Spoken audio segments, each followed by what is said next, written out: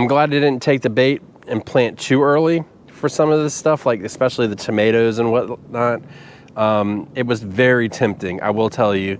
You know, once you start breaking into 80-degree days and you start having like 60-degree nights, you're like, ooh, this is perfect weather. But turns out that it wasn't. Good morning, gardeners. And just as suspected, it got cold again.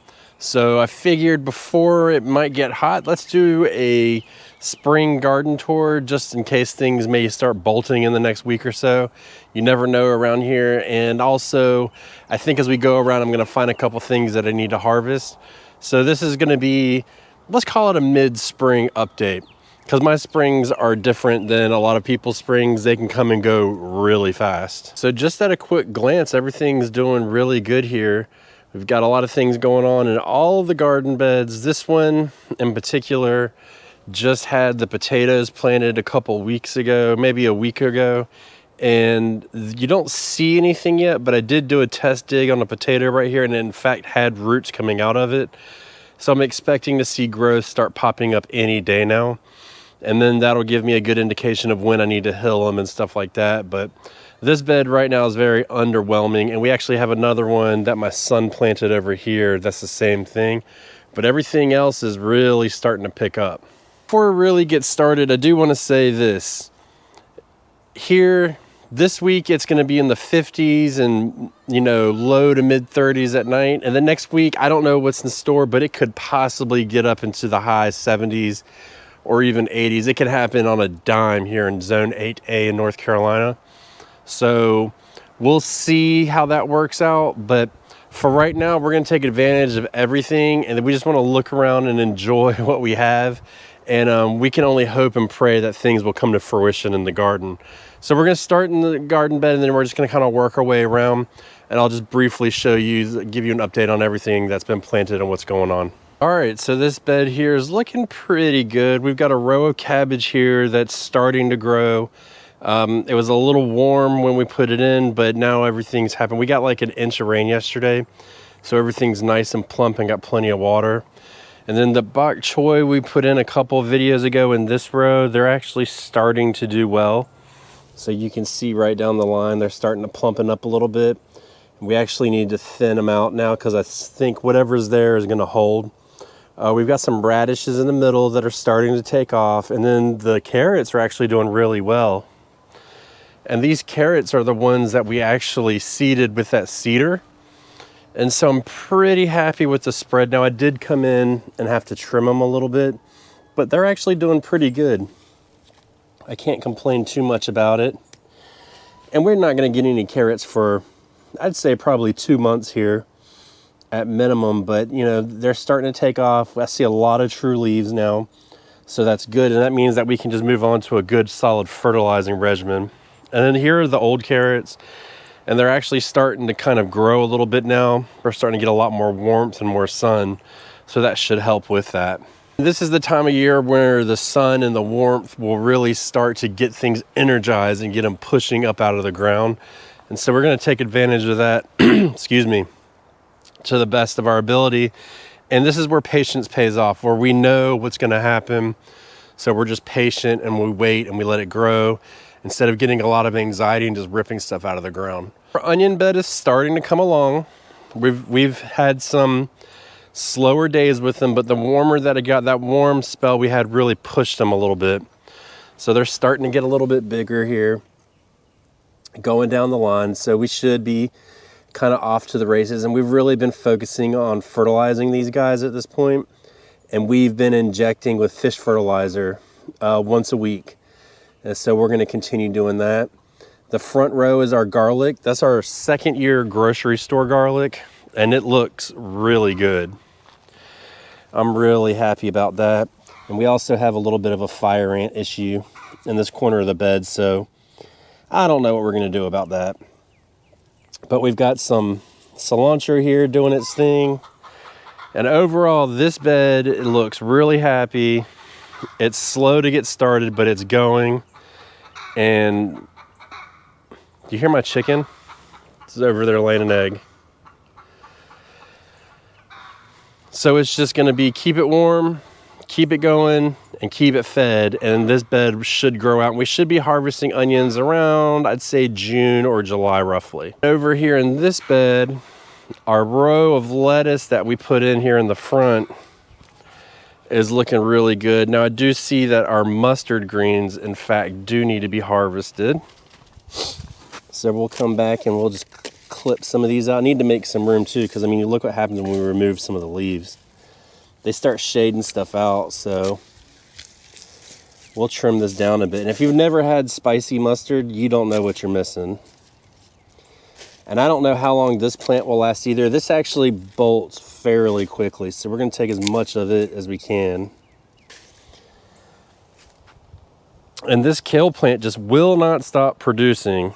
So it's about, we'll harvest again in a little bit off that one. As you can see, it's been harvested off of a couple times. This collard right here is actually starting to bolt. So that is done. So we'll come back out, and actually there's no point in coming back out. Let's just take it now. And that way we can just get all the sun, because a lot of the sun will come from this direction. So this Napa cabbage should get more sun now. And we've kind of been trying to do that here with this mustard to clear it out so the rest of these cabbages can get some. And I mean, I'm pretty happy. This one's starting to head up.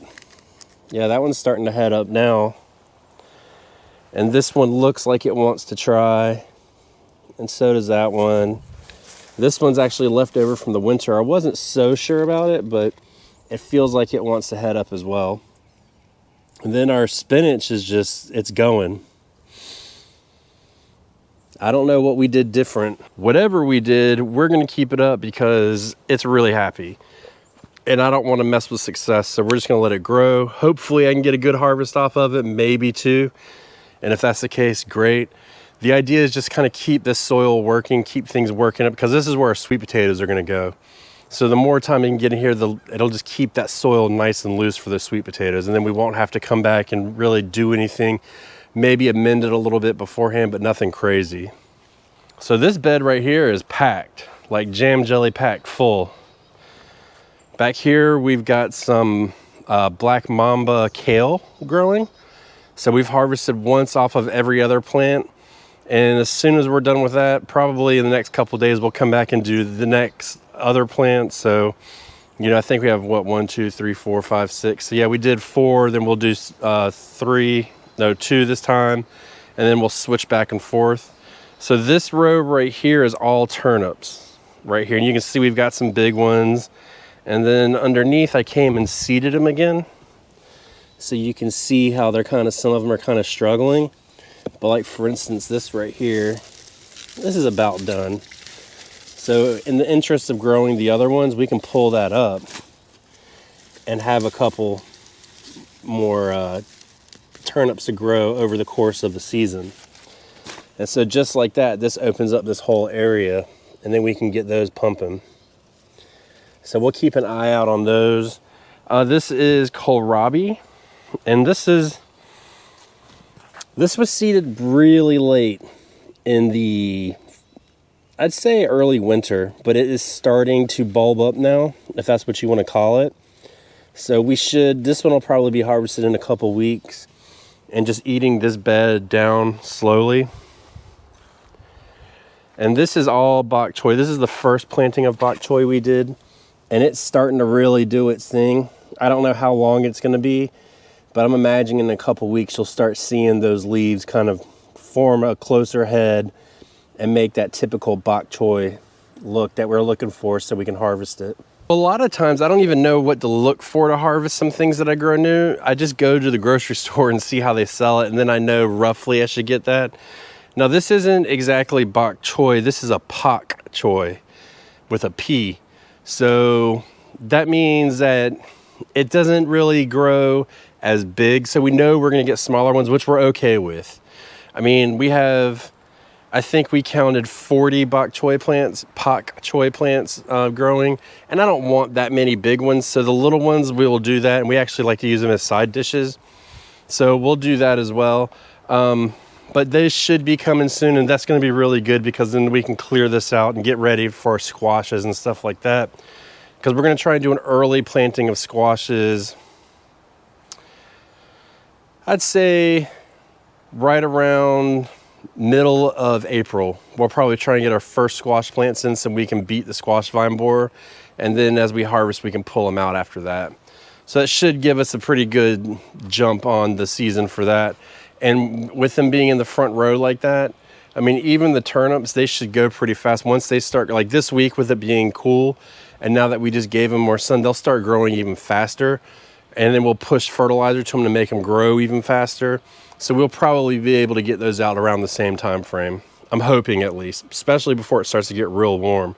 But when you hit these cool nights and stuff like that, that's what they really thrive off that, believe it or not. That big container in front of the greenhouse that I was talking about a number of videos ago.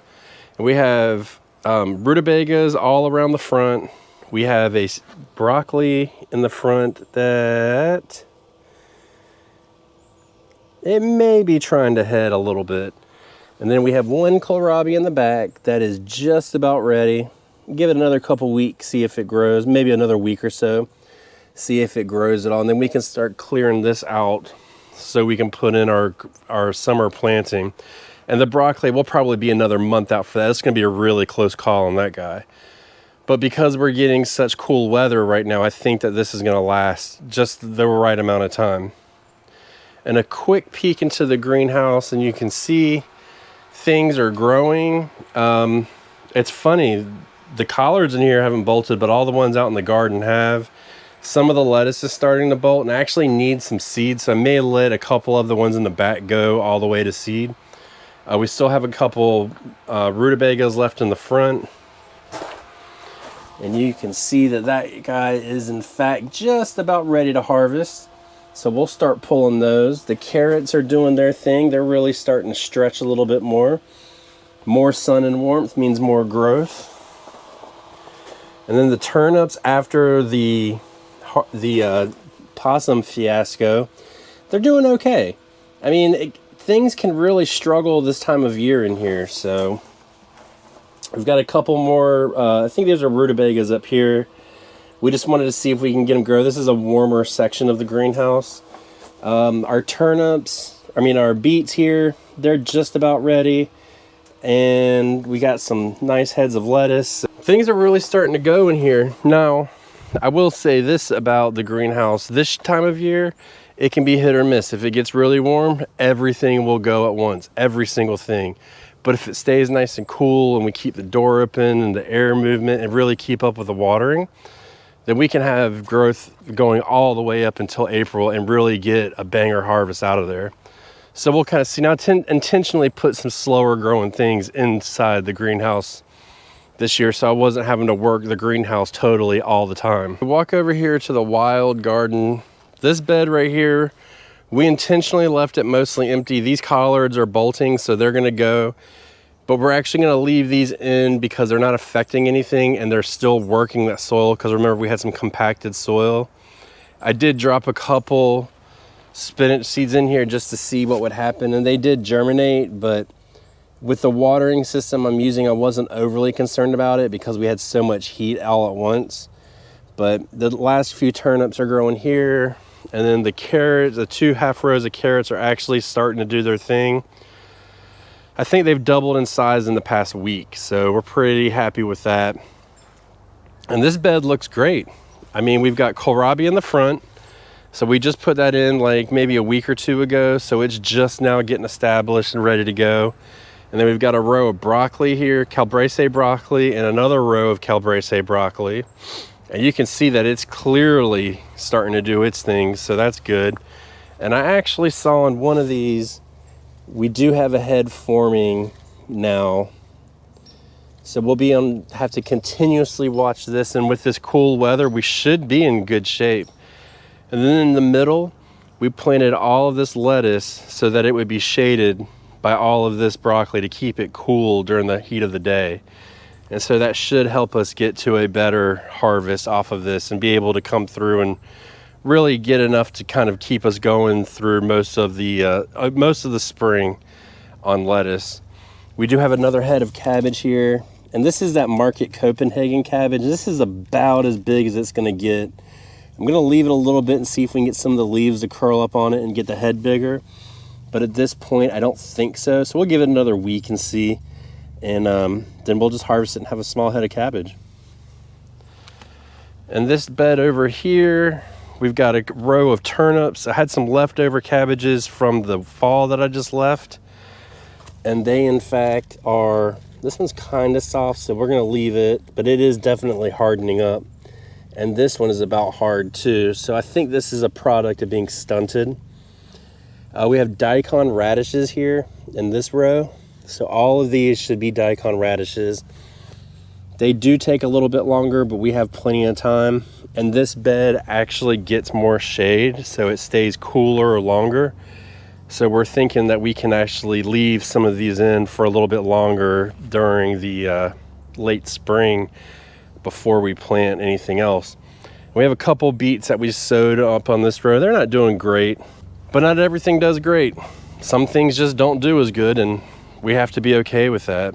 Now I did come back into this bed behind me and put another row of turnips in. I just had, or not turnips, rutabagas, just to kind of keep it going. I don't expect to get anything out of them unless we harvest these so they get more sun.